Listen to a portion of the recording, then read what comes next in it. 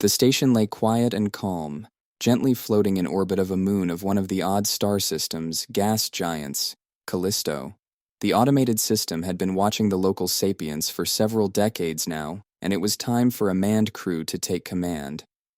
The system had compiled exabytes of data on the so-called humans, and it was finally time to distribute and learn. A small frigate-class ship, containing 20 souls from the 4 council races, entered the system, alerting the starbase to its owners. 8 of the Saranki, snake-like creatures with shovel-shaped heads, were the first to slither off the ship into the station.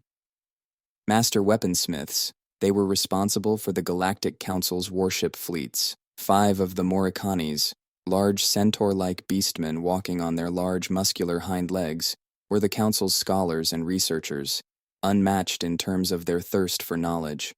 3 of the Olivarchians were the third to exit, the Council's diplomatic class, enormous spider-like creatures that resemble a certain breed of jumping spider. And finally, 2 of the Tanami, a race of tall humanoid creatures resembling a type of gray elf. The station's AI welcomed them and opened everything up, readying their quarters and unlocking server access. Chatter and casual conversation about their location and situation began in earnest. It seemed normal. Then it all began to fall apart when the actual system information was being reviewed. It started simply with pictures of humans in their daily lives. The crew became stranger and stranger. The normally stoic Tanami became so enamored, they couldn't wipe the smiles off their faces. The Olivarchians were more affected. Their minds seemed unable to concentrate for too long. They seemed preoccupied less with their work and more with using their silk to mass-produce small dolls that looked like humans, or various human toys. The Saraki were the worst affected, unable to take their faces away from monitors, only leaving their stations when they collapsed from exhaustion and had to be carried away by service robots. The Morikanis were distracted, concerned, looking as if they were constantly worried, scared, or were behaving in a way that a parent would during their child's first day alone at school. The behavior became more erratic, more concerning, more obsessive. Arguments broke out as each member of the crew began to talk about breaking protocol and uplift the humans early. Some even considered mutiny during these arguments. These arguments were, however, stopped immediately when one member decided he needed his fix and returned to gawk at consoles with the others hot on his heels to do the same. Then one day, it came to a head. Researcher Magnus de Wield of the Minders clan broke ranks, got on board an escape pod, and jettisoned it towards Earth. What followed this event was the single most ridiculous, humiliating, and embarrassing first contact ever seen in 15,000 years of the Council's history. Yes, even more so with that cult on the planet of the cheese people. Even worse than that. Location: Earth, North America, Texas, 11:14 p.m. local time. Researcher Magnus Crash lands outside of a rural town. The camera shakes violently as he exits the pod and charges towards a nearby domicile. A human is working in a field with a machine known as a tractor, farming equipment. The human spots Magnus, screams in terror and runs towards the domicile, entering before Magnus can catch up. Magnus attacks the door, screeching like some kind of primal beast, and attempts to destroy the door.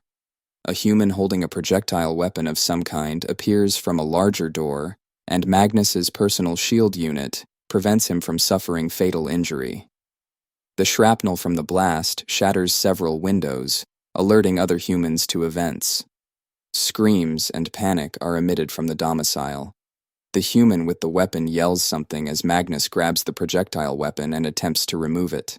The human resists and is thrown through the shattered window, with Magnus discarding the device. Magnus uses the open window to climb into the domicile, cornering 3 humans in what is known as a kitchen. 1 adult with 2 juveniles, 2 females, and 1 male. The adult female grabs a blade and attempts to attack Magnus. Her attempt is interrupted by the adult male attempting to use a large axe. His attack is negated, both tools discarded and thrown into the group of 3. Magnus approaches, having successfully disarmed the group.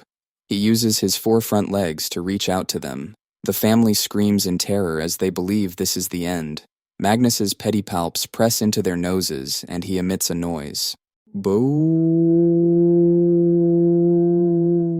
Magnus takes an obnoxious, annoyingly loud, deep breath, then resumes. Oh. A moment of awkward silence passes. Very awkward silence. What? The adult female asks. You shoot. Boop. Snoot.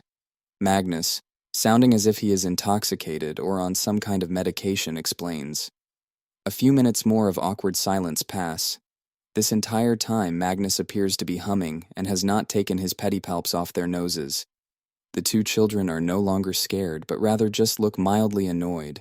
The adults appear very, very confused. The male human awkwardly raises a hand. Magnus responds with, Boop?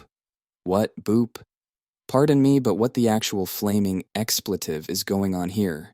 He loudly yells, Human cute, therefore boop the snoot. Now shut up, I am not done booping. Magnus replies frankly. Magnus continues, humming an odd tune to himself. A few more minutes pass, and he retracts his legs. Done, the universe is sated, the law is adhered to, he says idly, as if this was perfectly normal. Law? What law?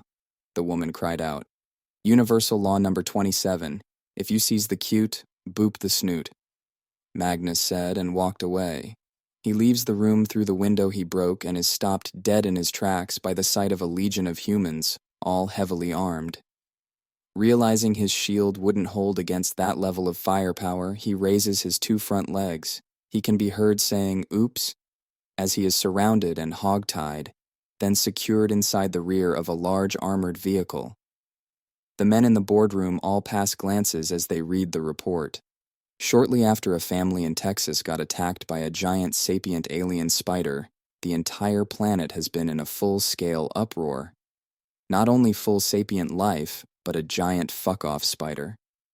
The fact we were not alone in the universe changed almost everything, and now we had an alien researcher in a Texas jail, and likely his support fleet wandering around in the star system. So, let me get this straight. He wasn't attacking us? One of the generals asked. No, sir, he was apparently, I can't believe I'm saying this, but booping the cute. Apparently aliens find us very endearing. Adorable. I feel sick. A major standing near him replied, I don't know how to feel about this. On one hand, we aren't alone and they're clearly interested in us being around. On the other hand, I don't exactly like the terms here. Another general said, hanging his head in sadness, Yes, sir. Their technology is significantly greater than ours, too. Apparently the creatures that make up the four majority species are giant space spiders, giant space snakes, space centaurs, and space elves. Ones that look like one of those guys from Star Wars. What were they again? Kamanax or something? You know, the cloner guys. Only a bit chunkier and pointy ears, one of the other aides said. Just because you put giant space and then a thing doesn't make it any more endearing, Major. I really hate the nomenclature. Just put space before a word or thingy, and suddenly better. Christ, I hate the world sometimes, one general said in a huff. Well, gents, the fact of the matter is this, President Ronald said, breaking the concentration. They outnumber us, outgun us, outclass us, and frankly, we need the help at this point. That alien spider thing has caught the world's attention, and the fact is, because of that, we effectively avoided World War III. Nobody wants to look bad or stupid in front of the aliens after all, especially if they like us. Yeah. Diplomatic channels with North Korea opened up within the last hour. They even sent a unit to play ambassador. I've been in constant talks with like 70 people from the Mideast the last 2 days. It's ridiculous. We could have discovered the secret to immortality and not got this kind of reception, the U.S. ambassador said idly. So the fact is, we have only one real option. Engage in diplomatic talks with the aliens and see if we can borrow some much-needed tech. In exchange, we see what they want out of us. Probably colony rights or exchange programs or such like.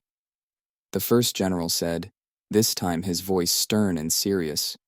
I pass a motion, gentlemen. A new operation codename, Alien oooo. We create new programs to incentivize peace, new systems to fix our economy, and we endear ourselves to the aliens in exchange for some much-needed tech. If we're lucky, we can sucker them into giving us a ship. Then the engineers will do the rest. All in favor of Operation Alien oooo, say aye, the president said. They all looked at each other, and in a broken or defeated way, raised their hands and all said, oooo. The aides and assistants nearby either stifled a laugh or rolled their eyes. Suddenly, a soldier appeared in the doorway in a clear state of alarm. Sir, unidentified ship in orbit. It's heading to Houston. It looks like the Spider Dude's buddies are here. Well, gents, there's our cue. Operation Alien oooo is a go. For all our sakes, Godspeed, the president said, and dismissed himself from the room. Within hours, a large Iowa-class battleship-sized spaceship landed on the outskirts of Houston, Texas. A loud noise from an onboard speaker system sounded, and one of the Tanami spoke up, his voice echoing through the continent. Sorry about this, but can we have our idiot back?